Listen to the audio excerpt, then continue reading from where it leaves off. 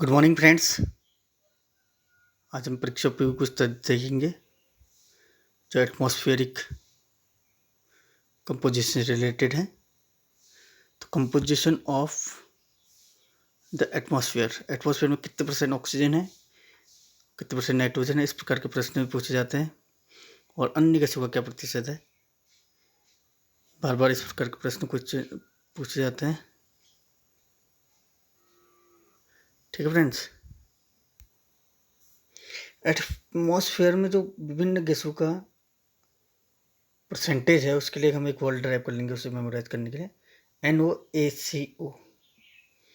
और ये वर्ड भी अपने आप में एक वातावरण के समर्थक वर्ड के रूप में है। नो एसी यानी कि एसी का उपयोग आप न करें, इससे क्योंकि जो गैस निकलती है वो ग्लोबल वार्मिंग को बढ़ाती है। नो एसी, लेकिन यहाँ पर हमने नो एसी ओ वर्ड इसलिए ड्राइव किया ताकि हम याद कर सकें कि जो हमारे एटमॉस्फेयर में है कौन कौन सी गैस है और कितने परसेंटेज है, और सबसे ज़्यादा कौन सी है, सबसे कम कौन सी गैस का परसेंट है। No, N for nitrogen, O for oxygen, A for argon, C for carbon dioxide, O for other gases. ठीक है। तो आर्गन एकमात्र ऐसी गैस है, ऑर्गन एकमात्र ऐसी गैस है जो अक्रिय है, जो हमारे वातावरण में पाई जाती है। ये एक पॉइंट बनता है friends examination point of view से। और फ्रेंड्स 21% ऑक्सीजन हमारे एटमॉस्फेयर में पाई जाती है। और 21 मार्च को ही फ्रेंड्स फॉरेस्ट डे मनाया जाता है, वर्ल्ड फॉरेस्ट डे।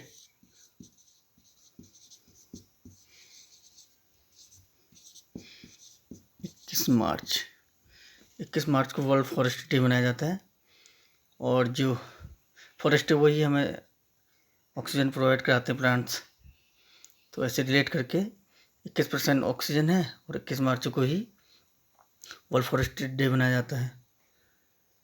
जो अमेजन के जंगल हैं फ्रेंड्स ब्राज़ील में, वो विश्व के पृथ्वी के लंग से कहलाते हैं, क्योंकि वहाँ से सर्वाधिक ऑक्सीजन हमें प्राप्त होती है, पृथ्वी को, हमारे अर्थ को। ठीक है, इस प्रकार के पॉइंट्स को हम रिलेट करेंगे। 21 March forest day, world forest day, वन दिवस, और 21% ही ऑक्सीजन हमारे एटमॉस्फेयर में पाई जाती है। अब नाइट्रोजन 78% पाई जाती है फ्रेंड्स। तो इसे कैसे रिलेट करेंगे, G for 7, because G alphabetical order में G 7 प्लेस में आता है, A1 में, B2 में, C3 में, D4 में, E5 में, F6 में, तो G 7 में आता है। तो G 7 यहाँ से उठा लेंगे, इसका 7 फर्स्ट पार्ट 78% का। ठीक है फ्रेंड्स।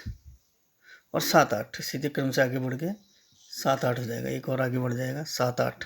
तो क्रम नेचुरल नंबर का सीरियली है 7-8।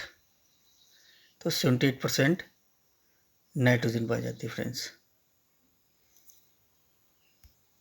और CO2 का परसेंटेज कितना है फ्रेंड्स हमारे इन्वायरमेंट में, एटमॉस्फेयर में, वो है 0.03%। C फॉर 3 होता है फ्रेंड्स अल्फ़ाबेटिकल ऑर्डर में, उसी 3 को हम इधर रख देंगे, 0.0003%, 0.03%। ये C फॉर 3 होता है ना अल्फ़ाबेटिकल ऑर्डर में, इस तरह से रिलेट कर लेंगे। और इसी से हम ऑर्गन का परसेंटेज निकालेंगे। जो कार्बन का डाइऑक्साइड का परसेंटेज 0.03 कार्बन डाइऑक्साइड, उसको आप ये डिग्री 9 हो गया ना, 0.93, यानी कि इक्वली मानिए इसे मेमोराइज के सिस्टम में लेने के लिए 0.0 तो SST बना दी तो 9 हो गया ना फ्रेंड्स। तो 0.93 ऑर्गन का परसेंट है एटमॉस्फेयर में। अदर गैसों का कंपोजिशन है फ्रेंड 0.04%, 0.04% अदर गैसेज हैं। और इन्हीं अदर गैसों में एक आती है ओजोन, वो है 0.0004 टाइम 0.4 6%। इसे कैसे हम रिलेट करेंगे, O3 ऑक्सीजन के 3 एटम मिलकर के ओजोन बनाते हैं। 3 को आप 2 से मल्टीप्लाई करते हो 6 आ जाएगा ना फ्रेंड्स। तो 6 यहाँ से आ जाएगा, इसका जो 6.00006% हमने ओजोन का परसेंटेज निकालना है। और 4 टाइम 0 आएंगे क्योंककि अदर गैसेज क्या है 4.04, तो उसमें से हम 4 उठा लेंगे कि 4 जीरो हैं। जो अदर गैस का 0.04% 4 जीरो हैं। ओजोन को इस तरीके से रिलेट करेंगे ओजोन गैस से पहले। ठीक है, तो ओजोन स्ट्रेटोस्फीयर में पाई जाती है फ्रेंड्स 90% स्ट्रेटोस्फीयर में, समताप मंडल। ये देखिए फ्रेंड्स, जो अदर गैसेज एटमॉस्फेयर में पाई जाती है 0.04%, उसी में आता है हमारा ओजोन भी, इसी में आती है, इसी के भीतर 0.0006%। तो हम क्या करेंगे फ्रेंड्स, तो जब भी ओजोन का परसेंटेज निकालने को आएगा तो हम क्या करेंगे, क्या हमारे मेमोराइज में होना चाहिए कि 0.04% अदर गैसेज हैं, तो यानी कि 0.4 यानी कि 40 इस तरीके से रिलेट कर लेंगे। तो ओजोन से पहले 40 आ जाएंगे। और O3 ओजोन का फॉर्मूला है, 3 एटम से मिलकर बनता है ऑक्सीजन के, तो इस 3 को 2 से मल्टीप्लाई करके 6 हम ड्राइव कर लेंगे। तो जब भी हमारा को पूछा जाए कि भाई ओजोन का क्या परसेंटेज है एटमॉस्फेयर में, तो ओजोन का फॉर्मूला को 2 से मल्टीप्लाई करेंगे, इस 3 को 6 आ जाएगा। और कितनी अदर गैसेज हैं 40 हैं, तो उसमें से 4 और 0 इस तरीके से रिलेट कर लेंगे कि 4 जीरो, हालांकि 0.04 हुआ लेकिन 4 जीरो करके ऐसे रिलेट कर लेंगे। ठीक है, स्ट्रेटोस्फीयर में ये सर्वाधिक 90% पाई जाती है, 90% स्ट्रेटोस्फीयर में। और फ्रेंड्स, जो धरातल के अगर लेवल में ऑक्सीजन है तो हानिकारक होती है जीव जंतु के लिए। ये तथ्य भी हमें याद रखना है, मेमोराइज रखना है।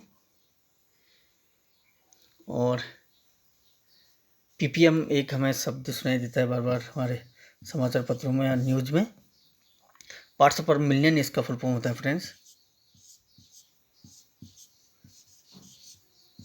पार्ट्स पर मिलियन ppm।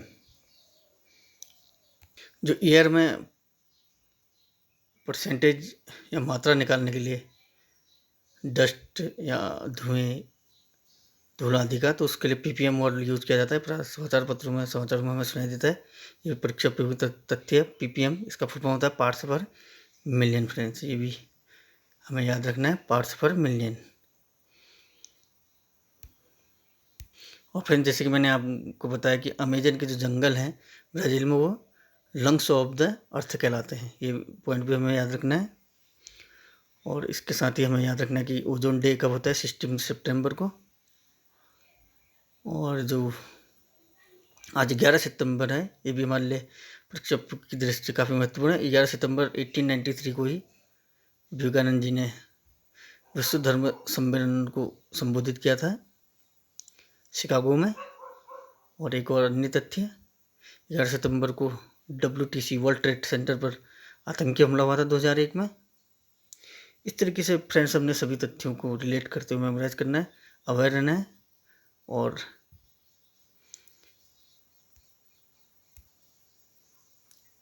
सभी तथ्यों को एक सिस्टमेटिक वे में मेमोराइज करना है। देखो, स्ट्रेटोस्फीयर जो हमारा है, इसमें ओजोन पाई जाती है तो 32 से 50 किलोमीटर तक एक्सटेंड है। 90% ओजोन इसी लेयर में पाई जाती है। और फ्रेंड्स, ओजोन हमें अल्ट्रावायलेट रेज से हमें बचाती है, जो सनलाइट सूर्य से आती है अल्ट्रावायलेट रेज। तो इस तरीके से हमें अवेयर रहना है अपने एटमॉस्फेयर के प्रति, अपने चारों ओर जो हमारे वातावरण है उसके प्रति भी क्या क्या चीज़ें हमारी परीक्षा उपयोगी हैं। ठीक है, और उनको एक सिस्टमेटिक वे में मेमोराइज करना है। परीक्षा उपयोगी होने के साथ साथ ही मनुष्य के अस्तित्व और वनस्पति के अस्तित्व के लिए भी आवश्यक है ये तथ्य। तो आप फ्रेंड्स मेरे चैनल को सब्सक्राइब कीजिए, शेयर कीजिए और लाइक कीजिए, और बार बार इसे देखिए फ्रेंड्स। इस प्रकार के तथ्य एक सिस्टमेटिक वे में मैं बार बार आपको प्रेजेंट करूँगा। ठीक है फ्रेंड्स, एक और तथ्य, स्ट्रेटोस्फीयर में ही एरोप्लेन जो है उड़ते हैं, क्योंकि स्ट्रेट है, स्ट्रेटो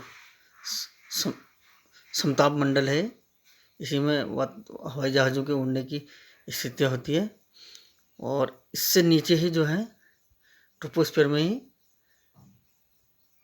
जो होता है हमारे वायुमंडलीय गतिविधियाँ होती हैं अन्य, जैसे बादलों का बनना, वर्षण, आंधी तूफान, और ट्रोपोस्फीयर के ऊपर स्ट्रेटोस्फीयर में ही जो परिस्थितियाँ होती है वो वायुयान के उड़ने लायक होती है। ठीक है फ्रेंड्स, तो इस प्रकार के तथ्य बार बार मेरे द्वारा आपके सामने प्रेजेंट किए जाएंगे सिस्टमेटिक वे में। Thank you very much friends.